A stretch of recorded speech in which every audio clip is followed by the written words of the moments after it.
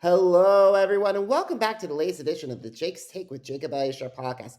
I'm your host, Jacob Elyachar, the chief content producer and writer of jakestake.com, a pop culture entertainment news website. I am so excited and so honored to have this Grammy nominated singer songwriter with me as my guest today. You may have seen him as a semi-finalist on the American Song Contest that aired earlier this year on NBC and Peacock, and he's currently getting ready to go on the Rock and Roll Cowboy Tour with Jason Aldean. Please help me welcome John Morgan to the podcast. What's up, y'all? Thank you, Jake, for having me, man. You're so welcome, John. Thank you so much for taking time out of your schedule to talk with me today. I really appreciate it. Of course, of course. All right, so let's get this conversation started. So, when did you get interested in music, and how did that passion evolve into the desire to pursue a career in the recording industry? Yeah, music has always been it's always been a part of my life. I grew up playing bluegrass music when I was a kid, and that was kind of the popular genre where I grew up in the mountains, and that's kind of just what I grew up on, and so I toured the bluegrass circuit for I guess almost 8 years, and did that pretty much my whole childhood, and I didn't really start writing seriously until I was probably I think I was 17 or 18 when I really just kind of got the hunger to learn how to write a song. I had always listened to a lot of different music, but it didn't really click with me until then, as far as how to write towards a hook, or why this song was better than this song to me, in my opinion. And it was one of those things that I kind of caught the bug when I was about 18 as far as writing. But I'd always played guitar and sang, and so I guess what intrigued me about all of it was writing my own music and getting to perform it, and that's something I always wanted to do. And so I did that for a long time. I tried college out for about 3 semesters and figured out pretty fast it wasn't for me. And once I got done with that, I moved back to North Carolina and started working for my dad. And he had a property management business, and so we were cutting grass, fixing plumbing, all kinds of whatever jobs needed to be done. And I did that for a long time. And there was a point where I kind of quit music. I just kind of got burnt out and had a kind of a bad taste in my mouth from just previous experiences. And one of my buddies, who's now my drummer, he moved to Nashville about a year before I did, and he would just, he kept encouraging me, like, man, you should just come down here and write and just try it and see, write with whoever will write with you. And so he finally talked me into it, and I would go down and crash at his place on the weekends and write with just random people, whoever would say yes. I did that for a long time, and then ended up moving here about 4 years ago. So it's been really cool, man. I'm very thankful for the opportunities that have kind of presented themselves between now and then. I totally agree because you are on a hot streak, my friend, and your hard work has paid off. I would love to talk to you about some of the songs that you helped co-write, if you don't mind. Yeah, sure. Let's start with the House on Memory Lane. I remember looking on this. This was at a songwriting session that I first heard it that was on YouTube from Nashville. hmm Yeah, so that song is definitely one of my favorites that I've been a part of. It's an unreleased song, which is cool. I appreciate you bringing that up because you're the first person to ask me about it. It's just such one of those songs, man, that we didn't really mean to write it like that, honestly. Or I can't remember who had. I think one of my co-writers, Lydia Vaughn, had the idea, and she threw it out in her room. And this was early on when we first started writing together. Actually, you know what? I think this is the first song we wrote together. Now that I think about it, but yeah, we just kind of got in a room, and she had that title, and we were just like, man, how do we put a new twist on this? I mean, there's a couple different memory lane type songs, and we just started talking about, like, the old times, and having friends that, like, you kind of grew up with, but you're no longer close to, and all that. And it's like, man, wouldn't it be cool to like just have everybody around you all the time that you wanted to see? And that kind of sparked the house on memory lane. And so yeah, the other co-writers, or the other co-writer, Zach Dyer, is one of my favorite rides too, man. He's such a good dude. And what I love about both of those guys is they'll sit there all night and just to get it right, and that's the kind of people you want around you, if you're trying to be successful as a writer. I mean, I was nobody at that time. They could have easily been, moved on and went to another write or started something else. But it was cool to see that at an early stage and moving to Nashville, that like there's other people, that weren't signed either, that we all had the same hunger.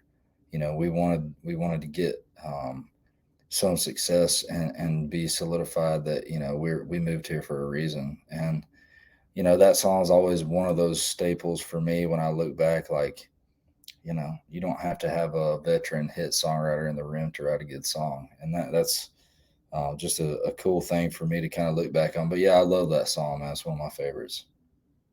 Awesome. But one of my favorites is Trouble with the Heartbreak, Jason Aldean. So what was your reaction when you found out after you co-wrote the song that Jason Aldean was going to publish it? Yeah, I mean, this is pretty surreal, man. I had gotten in connection with those guys in a pretty odd way. It's kind of a long story, but I got in connection with his bandmates, and through an Uber driver of mine who had written some songs for Aldean back in the early 2000s.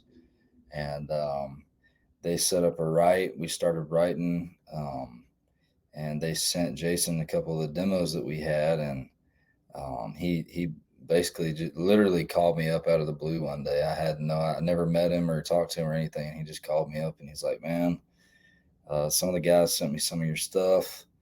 I love what you're writing, your sound, everything you're doing. He's like, we just started this small publishing company and record label, and we'd love to, try to work something out. And but after that, it's just it's still a grind to even try to get any kind of hold or cut after that, even if you are signed. I mean, there's many writers in town that should be getting cuts left and right, but sometimes it just doesn't.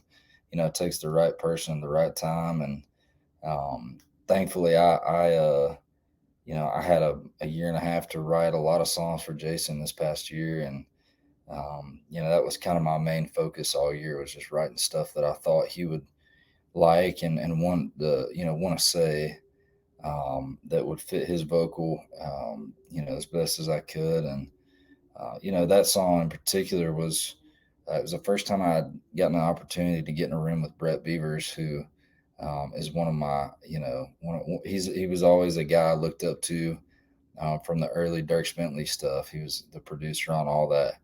A Long Trip Alone. Long Trip Alone was literally the first country album I ever bought. It was a CD, and I remember buying that and just kind of being mind blown to the production, the writing styles. And so being in the room with Brett Beavers was, kind of a bucket list thing for me. And, getting a cut with him is even crazier to me.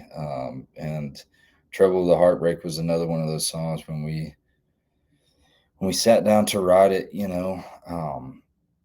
It's kind of a simple title, but I don't know, man. It just fell out. It was just one of those things.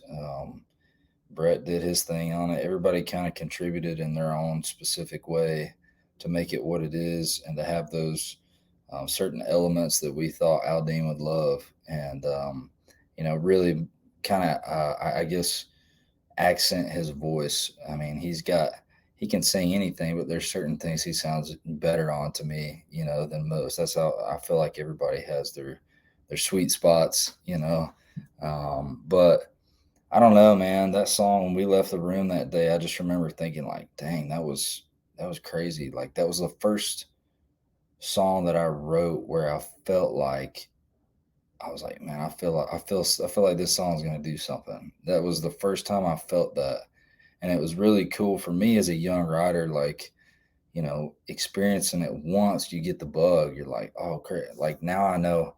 You think you know how to do it again. That's the hard thing is backing it up, but it's you never really figure out a specific formula, but it is cool to experience that every once in a while. One of those songs comes through, and you get on one, and you just got a good feeling about it. And that was this song to me.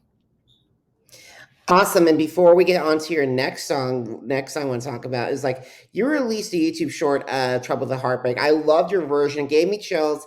I'm like, please record a cover of that song. I would stream it. I would download it. It's a wonderful, you gave me chills with that. So please Uh, consider, if you consider doing an album, please, or an LP, please consider putting that on there because that's fantastic. Because sometimes singer songwriters who actually wrote the song can be better than the person that actually sing them. And no offense to Mr. Aldean. no, I agree with you, man. I've there's been several instances I've experienced that too, and I think one of my favorite guys is Chris Stapleton as a writer. Man, when it's hard. It would be hard to cut a song of his as an artist if he pitched it as a writer to feel like you could even do it justice. He's one of those kind of guys. But yeah, I agree, man. I would love to do an acoustic version of it. I may put that on the to-do list. All righty. You heard it here first, folks. So it seemed what I like about Jason is like he feels like every decade he records with a big name in the idol world. For example, Don't You Want to Stay with Kelly Clarkson? And then all of a sudden you get to my If I Didn't Love You and with Carrie Underwood. And boy, did that song skyrocket. Single of the year for CMA, two CMT Music Awards, and even a Grammy nomination. So what did that song mean to you? Man, you know, that song, it was another crazy story I won't get into, but it was very just kind of again surreal how it came about, how it and what it ended up becoming. When you write something, it's like I was saying with Trouble with the Heartbreak, you can have a good feeling about a song, and sometimes you're wrong completely.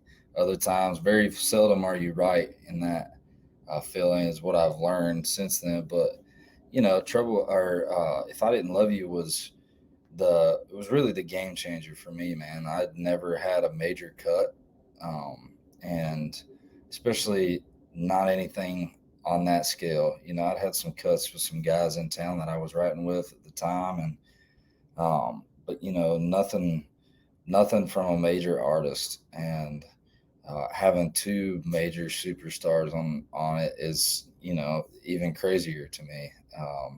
So I'm very very thankful for that song. It was a career changer and a life changer for me, man. I couldn't thank Carrie and Jason both enough for believing in that song to be what it is now, and also, you know, for country radio. I mean, it blows my mind when people tell me. I don't keep up with any of the numbers or anything like that, but people tell me stats, and I'm like, man, that's crazy. So yeah, I'm very thankful for that song, man. It was bought me a lot of diapers for my little girl. So That's amazing. Your latest single, I really love it. It's good with goodbye. I was listening to when in the chorus section got there was a little bit of hint of careless whisper in it. mm, yeah, it's funny you say that because we had somebody else mention that, and I didn't really realize it, but it does have that kind of a hint of that careless whisper, and which I think is awesome. Once somebody told me that, I went back and listened to it. I'm like, it's not on top of it, but it gives you that it gives you that feeling of kind of a throwback thing, and that chord progression. But yeah, I love that, man. That's awesome. Awesome. So We got to talk about American Song Contest. That's when I first heard of you, for when you first got into. So, how did you how did you hear about American Song Contest, and what propelled you to participate? Yeah. Well, my manager, Chris Parr, he's worked with a lot of people, and he had a friend out in L.A. that was a producer on the Voice, and they, from what I understand, they still are stay in touch, and they're fairly close friends.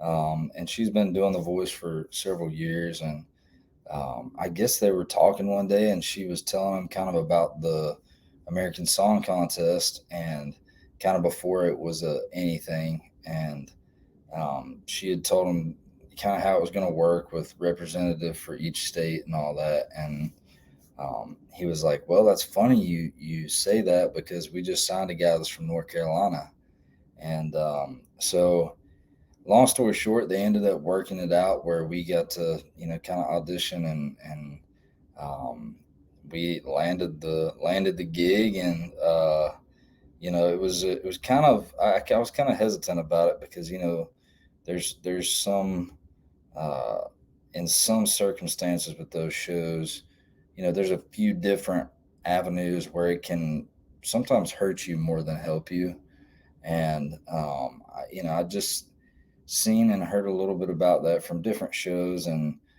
you just kind of get labeled in Nashville as you know the American Song Contest guy or the Voice guy or the America's Got Talent guy, and then it sometimes makes people not take you as seriously as they would if you were just a new up and comer.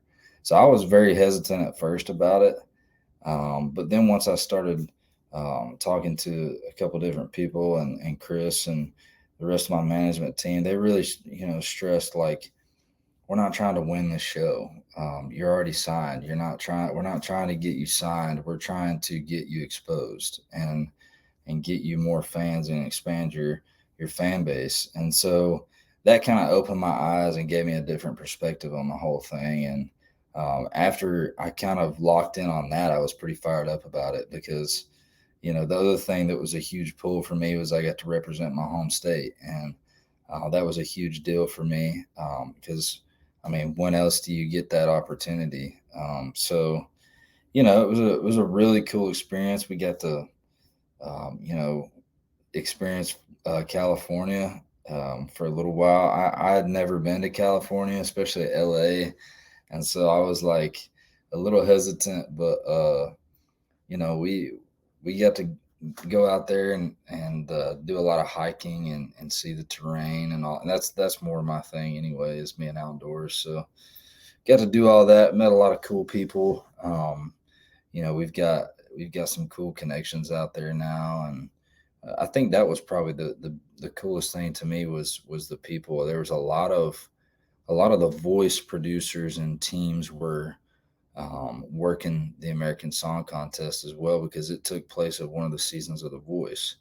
So it was cool to kind of see a well-oiled machine on the production side of things kind of do their thing. And they really were really kind to us and treated us like we were, superstars. And even though they knew we were just a bunch of rednecks, they treated us well, and that was a really cool eye-opening experience to me on that end, along with just getting that the television like production experience from the performance side of things, because I'd never performed on TV, obviously, and it was a different ball game because whereas when I go out and play a live show, I'm trying to connect with the audience that's there, that I can see, that's physical.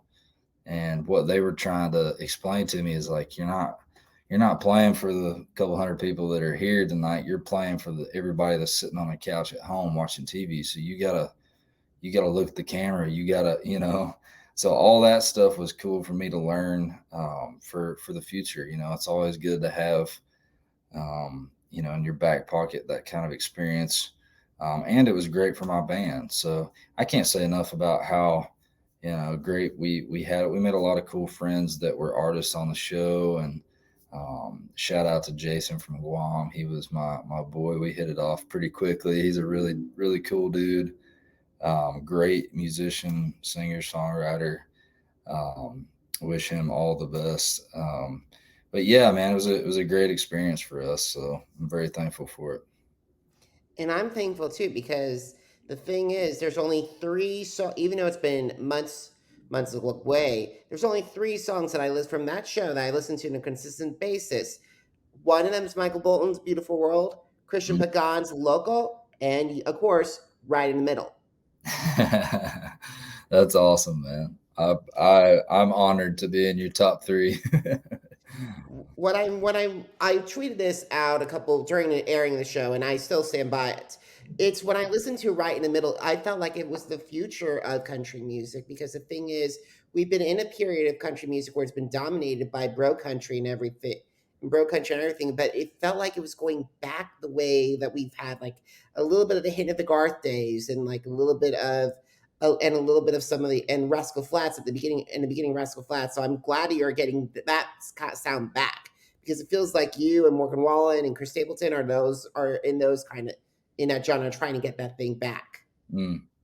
Well, I appreciate that, man. That means a whole lot to me because yeah, that is kind of my mission is to I don't know, bring country back to kind of at least touching its roots. I mean, it's hard to say it'll ever go back to honky tonk, country music, but just having that nostalgic and that kind of feel like the Careless Whisper thing. I mean, that's what people when people hear that and they hear that vibe of a song, it makes them feel good. It makes them at least feel like you were saying, it's kind of going in a different direction. It's something fresh, and that's when you get to a certain point in decades and music and how it evolves.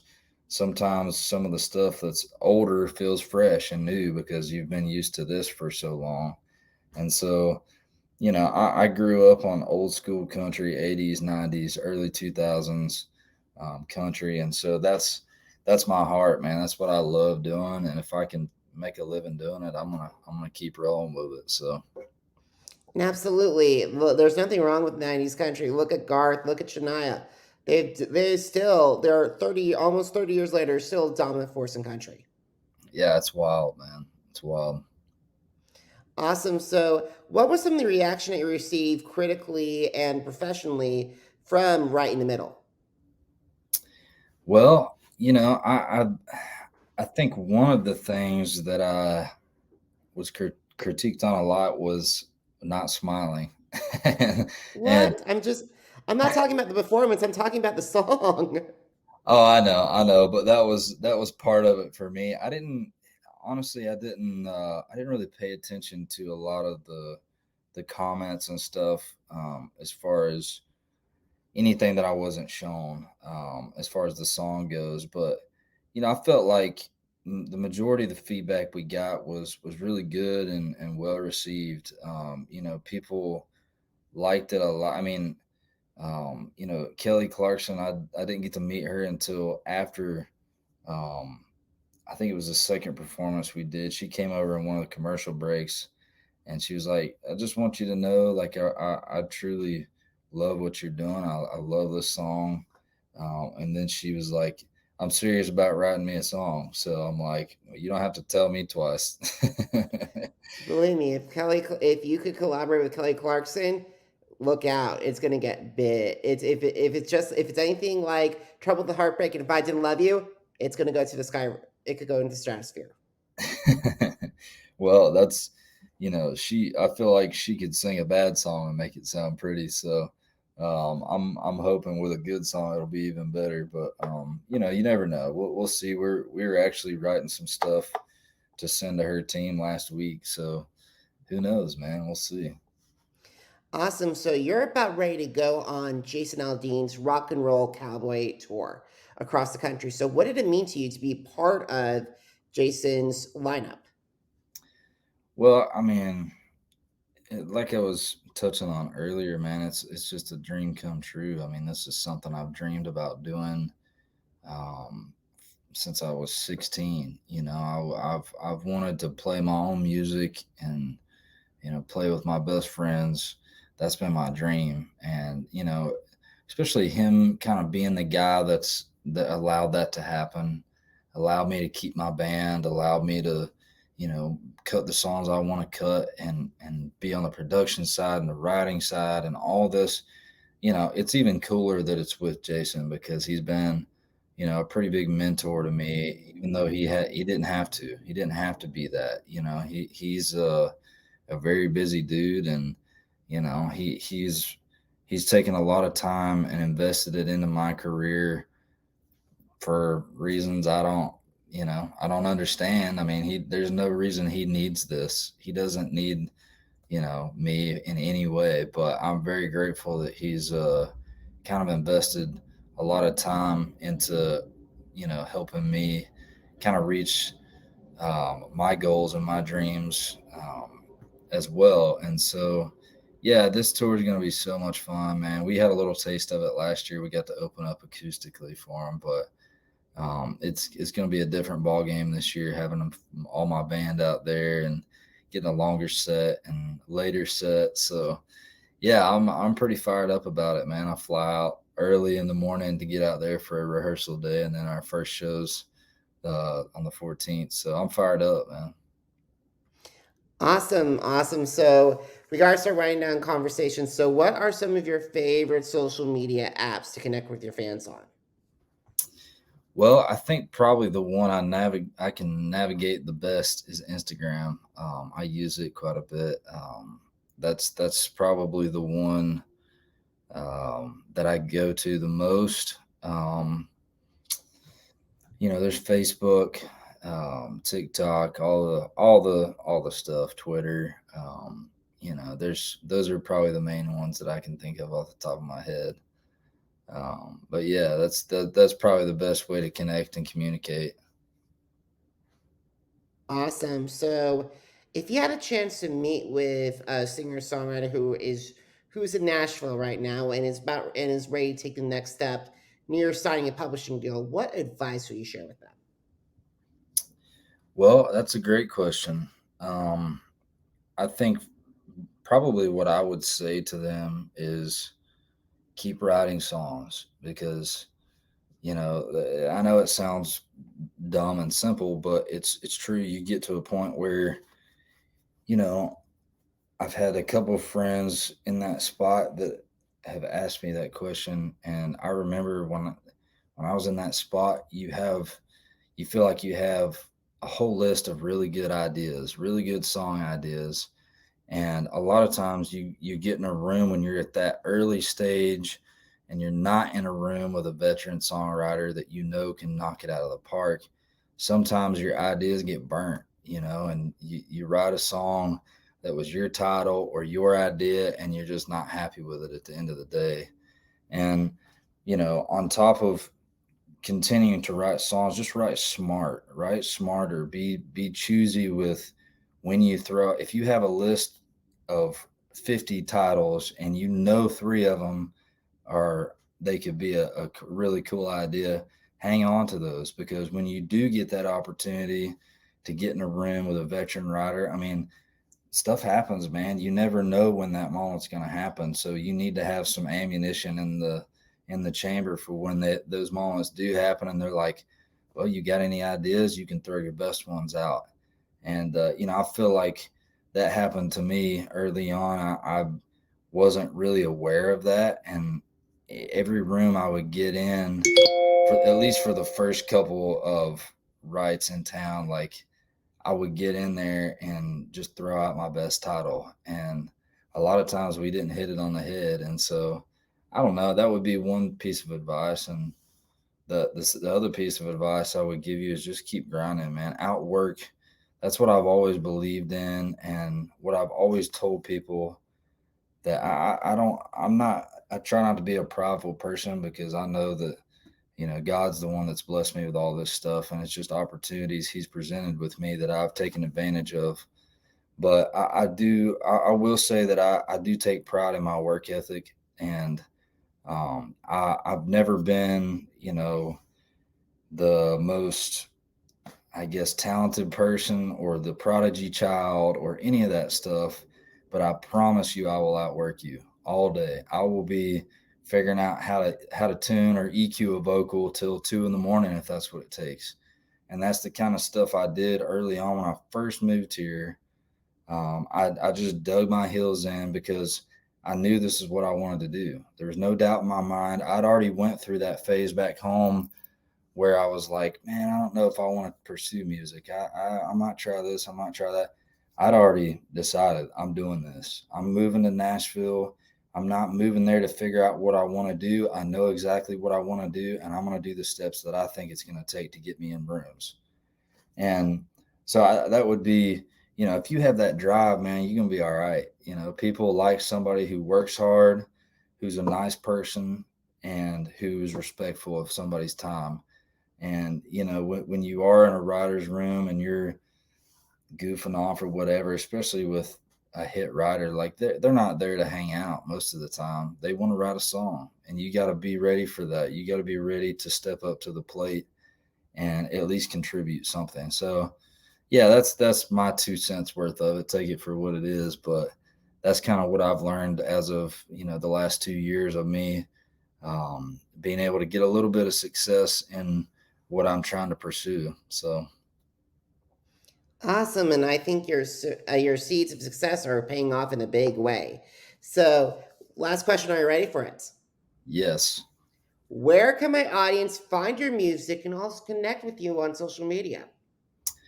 So pretty much any platform, iTunes, Apple Music, Spotify, Amazon, all that good stuff, Pandora, you can find my 3 singles that are out. I got Cold as Beer right in the middle and Good with Goodbye, which is my latest single that we just released last week, I believe. And so if you need some new tunes to go listen to, go check it out. See what you think. Let me know if you like it or if you don't. But yeah, that's where you can find my music pretty much anywhere.